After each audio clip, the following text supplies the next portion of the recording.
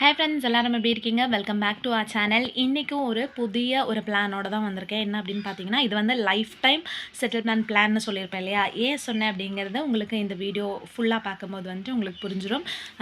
இந்த பிளானோட பேர் என்ன அப்படின்னு பார்த்தீங்கன்னா, நிர்வதி வேதன் யோஜனா, அதாவது NVY அப்படின்னு சொல்லுவாங்க.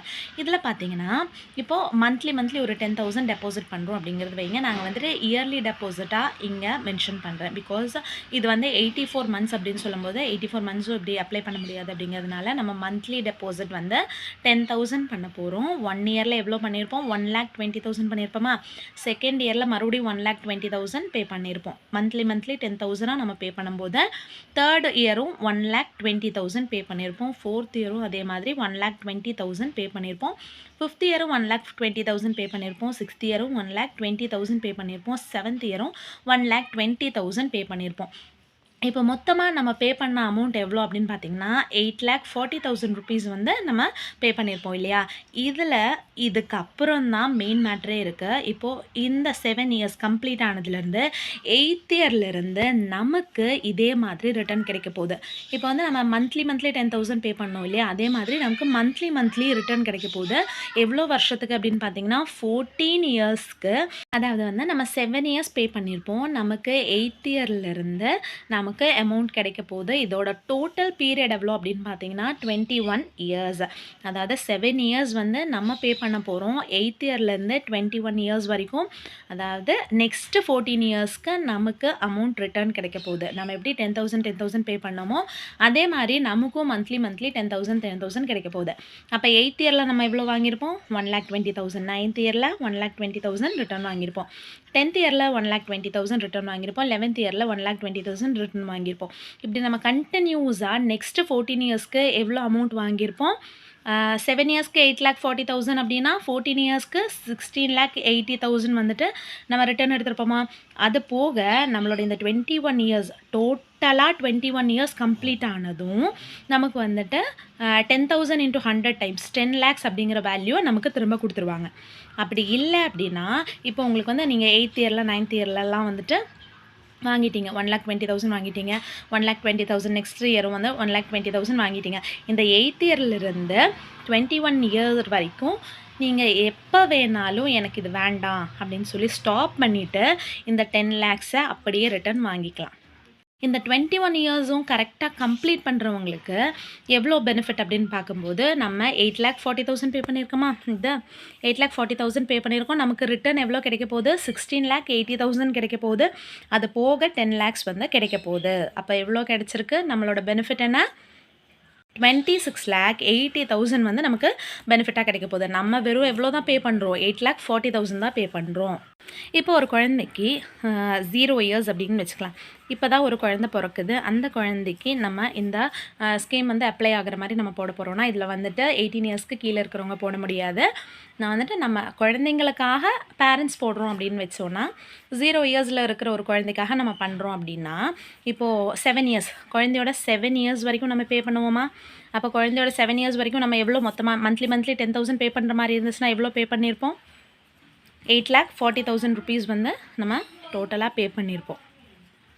குழந்தையோட 7 இயர்ஸில் நம்ம 8,40,000 ருபீஸ் வந்து பே பண்ணி முடிச்சிருப்போம். நெக்ஸ்ட்டு குழந்தையோட 8 இயர்ஸ்லேருந்து 21 இயர்ஸ் வரைக்கும் எவ்வளோ ரிட்டர்ன் கிடைக்க போகுது? 16,80,000 வந்து கிடைக்க போதா? இப்போ இந்த 21 இயர்ஸ் வந்து கம்ப்ளீட் பண்ணிட்டோம். 21 இயர்ஸ் கம்ப்ளீட் ஆனதும் எவ்வளோ அமௌண்ட் கிடைக்கும்?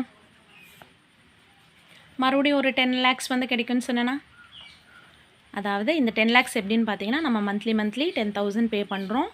அதோட 100 டைம்ஸ் அதுதான் வந்துட்டு இந்த 10 lakhs அப்படிங்கிறது. ஸோ டோட்டலாக எவ்வளோ நமக்கு கிடைக்க போகுது? 26,80,000 வந்து கிடைக்க போகுது. நம்ம பே பண்ணியிருக்கிறது 8,40,000 தான்.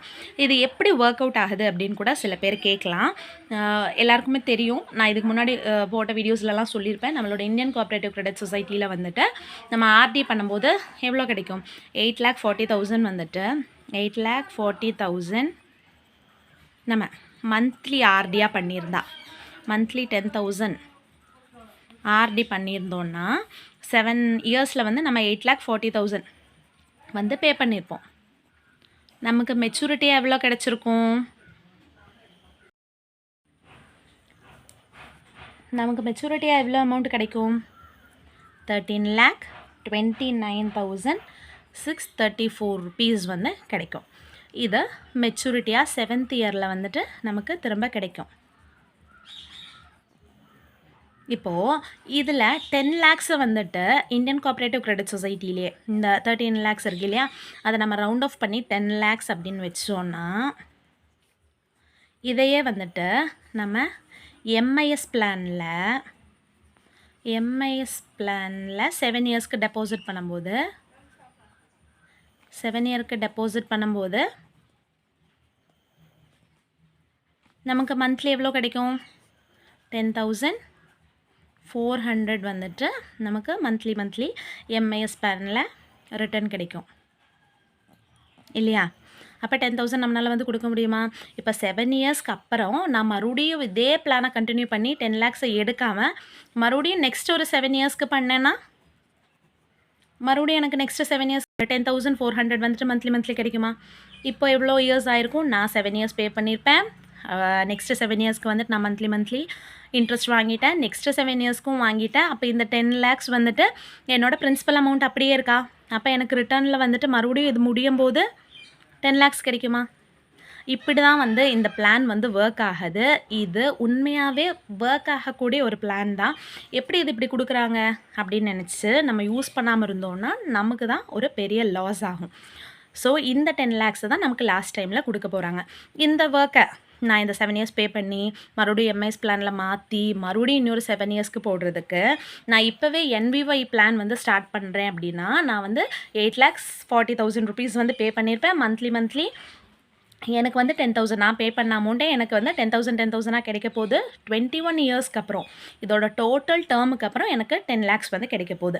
இல்லை வேண்டாம், எனக்கு வந்துட்டு இப்போ நான் இடையிலையே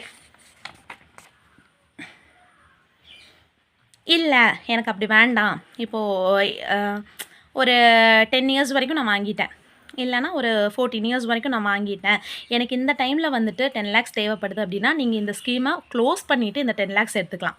இதுக்கப்புறம் வந்துட்டு உங்களுக்கு மந்த்லி வந்துட்டு வராது, இன்ட்ரெஸ்ட் வந்து உங்களுக்கு மந்த்லி வராது. 10 lakhs நம்ம எப்போ வாங்குறோமோ அதோட க்ளோஸ் ஆகிடும். இந்தியன் கோஆப்ரேட்டிவ் கிரெடிட் சொசைட்டினா என்ன, அதில் இன்வெஸ்ட் பண்ணலாமா, MSCS ஆக்ட்னா என்ன, இது வந்து ஒரு கோஆப்ரேட்டிவ் சொசைட்டின்னு சொல்கிறீங்க, MSCS ஆக்ட்னா என்ன அப்படிங்கிறது நிறைய வீடியோஸில் நான் வந்துட்டு இதுக்கு முன்னாடியே பேசியிருக்கேன். பார்க்காதவங்களுக்கு டிஸ்கிரிப்ஷனில் லிங்க் தரேன், போய் பார்த்து தெரிஞ்சுக்கோங்க. அப்போ தான் இந்த NVIயில் இன்வெஸ்ட் பண்ணலாமா வேண்டாமா அப்படிங்கிறதுக்கு ஒரு ஐடியா கிடைக்கும். நான் சொன்ன மாதிரி இது ஒரு குழந்தைக்காக யூஸ் பண்ணுறோம் அப்படின்னா 21 இயர்ஸில் வந்து அந்த குழந்தைக்கு மந்த்லியும் அமௌண்ட் வந்துட்டுருக்கும். காலேஜ் டைம்லலாம் படிப்பாங்க இல்லையா, காலேஜ் ஸ்கூல் ஃபீஸஸ் எல்லாம் கட்டுறதுக்கு வந்துட்டு இது யூஸ்ஃபுல்லாக இருக்கும். 21 இயர்ஸில் அவங்க பெருசாக ஏதாச்சும் படிக்கணும் அப்படின்னு நினச்சாங்கன்னா, இன்ஜினியரிங் ஆகட்டும், இல்லை MBBS ஆகட்டும், டாக்டருக்கு படிக்கிற மாதிரி ஆகட்டும், அவங்களுக்கு வந்து இந்த அமௌண்ட் வந்துட்டு தேவைப்படும். ஸோ ஒரு குழந்தைக்கு செய்கிறதா இருந்தாலும் இந்த அமௌண்ட் வந்து சூட் ஆகும். இல்லை ஒரு பெரியவங்க வந்து ரிட்டையர் ஆகிறதுக்காக எனக்கு வந்து 30 இயர்ஸ் ஆச்சு, நான் இப்போ தான் வந்துட்டு ஸ்டார்ட் பண்ணுறேன், லைஃப்பை வந்து ஸ்டார்ட் பண்ணுறேன் அப்படின்னா நீங்கள் ஒரு 7 இயர்ஸ் வரைக்கும் இந்த இதை வந்து கண்டினியூ பண்ண போகிறீங்க. அதாவது 37 இயர்ஸ் வரைக்கும், உங்களோட 37 இயர்ஸ் வரைக்கும் நீங்கள் 8,40,000 வந்து பே பண்ணியிருப்பீங்க. உங்களுக்கு ரிட்டர்னாக 14 இயர்ஸ்க்கு வந்து கிடைக்க போகுது இல்லையா. 37 இயர்ஸ்லேருந்து 52 இயர் வரைக்கும் உங்களோட ஏஜ் 51 வரைக்கும் உங்களுக்கு வந்து மந்த்லி 10,000 ரிட்டர்ன் கிடைக்க போகுது. மந்த்லி கிடைக்க போகுது. உங்களோட 51 இயர்ஸில் வந்துட்டு இந்த பிளான் கம்ப்ளீட் ஆகிடும். இந்த 51 இயர்ஸில் மறுபடியும் உங்களுக்கு ஒரு 10 lakhs வந்து கிடைக்க போகுது. ஏன்னா இது டோட்டலாக மெச்சூரிட்டி ஆகிட்டு இந்த அமௌண்ட் வந்து ரிட்டர்ன் கிடைக்க போகுது. ஸோ இது வந்துட்டு ரிட்டைர்மெண்ட் பிளானாக யூஸ் பண்ணுற மாதிரி இருந்தாலும் யூஸ் பண்ணிக்கலாம், இல்லை சைல்டு பிளானாக யூஸ் பண்ணுற மாதிரி இருந்தாலும் யூஸ் பண்ணிக்கலாம். எல்லாருக்குமே இந்த பிளான் வந்து ரொம்ப சூட்டபிளான பிளான்.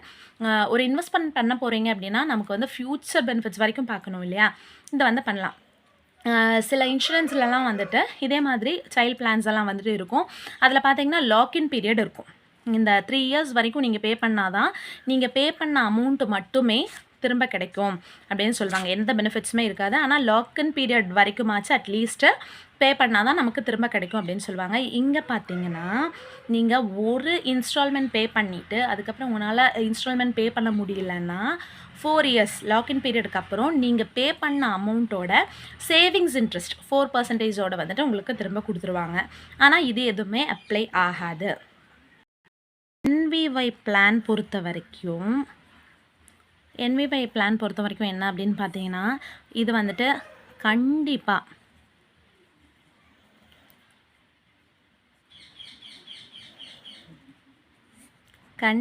7 இயர்ஸ் வந்து பே பண்ணணும். இதில் வந்துட்டு 5 இயர்ஸ் பே பண்ணால் எனக்கு இது கிடைக்குமா, 6 இயர்ஸ் பே பண்ணால் கிடைக்குமாங்கிறதெல்லாம் கிடையாது. 7 இயர்ஸ் கண்டிப்பாக பே பண்ணணும். அப்படி நீங்கள் 7 இயர்ஸ் பே பண்ணலை அப்படின்னா என்ன ஆகும்னா, நீங்கள் ஒரு இன்ஸ்டால்மெண்ட் பே பண்ணியிருந்தாலுமே இப்போ ஒரு 10,000 பே பண்ணுறீங்க ஒரு இன்ஸ்டால்மெண்ட்டில் அப்படின்னா உங்களுக்கு வந்துட்டு 4 இயர்ஸ் லாக்இன் பீரியடுக்கு அப்புறம் இந்த 10,000 வந்து இன்ட்ரெஸ்ட்டோட ரீபே பண்ணுவாங்க. ஓகேவா? ஆனால் நான் சொன்ன மாதிரியான பெனிஃபிட்ஸ் எல்லாம் எதுவும் கிடைக்காது. ஏன்னா நம்ம 7 இயர்ஸ் பே பண்ணால் தான் அவங்க 21 இயர்ஸ்க்கு நமக்கு திரும்ப பே பண்ண முடியும். அப்படி இன்ஸ்டால்மெண்ட்ஸ் வந்து நம்ம கரெக்டாக பே பண்ணணும். அப்படி ஸ்கிப் ஆகிடுச்சுன்னா அது அதோட முடிஞ்சிடும். இன்னொன்று பார்த்தீங்கன்னா இப்போது நான் இந்த மந்த்து ஒரு 1ஆம் தேதி நான் வந்துட்டு இதை ஸ்டார்ட் பண்ணுறேன் அப்படின்னா நமக்கு வந்து ஒரு 10 டேஸ் கிரேஸ் பீரியட் இருக்குது. 10ஆம் தேதிக்குள்ளே பே பண்ணிடணும். ஏன்னா நமக்கு இவங்க ரீபே பண்ணும்போது கரெக்டாக பே பண்ணிடுவாங்க.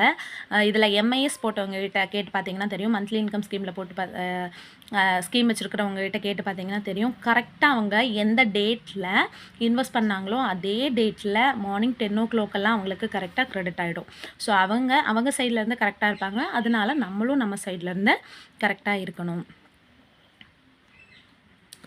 ஸோ இவ்வளோ தான் அப்படின்னு நினைக்கிறேன். இதுதான் வந்துட்டு நான் லைஃப் டைம் செட்டில்மெண்ட் பிளான்னு சொன்னேன். ஒரு குழந்தைக்காக இருந்தாலும் யூஸ்ஃபுல்லாக இருக்கும், இல்லை ஒரு 30-40 இயர்ஸில் இருக்கிறவங்களுக்காக இருந்தாலும் யூஸ்ஃபுல்லாக இருக்கும், இல்லை நான் ரிட்டையர்மெண்ட்டில் இருக்கேன் அப்படிங்கிறவங்களுக்கும் வந்து இது யூஸ்ஃபுல்லாக இருக்கும். ஸோ இந்த வீடியோ வந்துட்டு இதோட முடியுது. இதை பற்றி இன்னும் டீட்டெயில்ஸ் வேணும் அப்படின்னு நினச்சிங்கன்னா கீழே டிஸ்கிரிப்ஷனில் இருக்கிற நம்பருக்கு கால் பண்ணுங்கள். இந்த வீடியோ உங்களுக்கு யூஸ்ஃபுல்லாக இருந்திருக்கும் அப்படின்னு நம்புகிறேன். இதே மாதிரி இன்னொரு யூஸ்ஃபுல்லான வீடியோட உங்களை மீட் பண்ணுறேன். Until then tata bye bye சொல்லி கிளம்புறது நான் மோனிஷா. கீப் வாட்சிங், கீப் சப்போர்ட்டிங் ஆர் சேனல்.